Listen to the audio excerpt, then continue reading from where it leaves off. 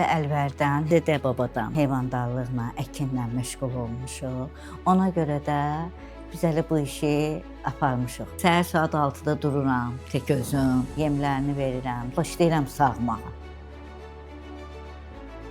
Ancaq ki, maliyyə vəziyyətdən biz əziyyət çəkə bilirik. Biz telefonda gördük ki, qadınlara pul verir, girovsuz, rahatdır da oradan getmək. Onlar əla kömək etdilər bizə, pul verdilər, biz gəldik, heyvandarlığımızı böyütdük, çoxaltdıq. Onların yenə də özlərindən asılıdır ki, hər bir sənəti onlar getirə bilərlər, bizneslərini pul getirib böyütə bilər.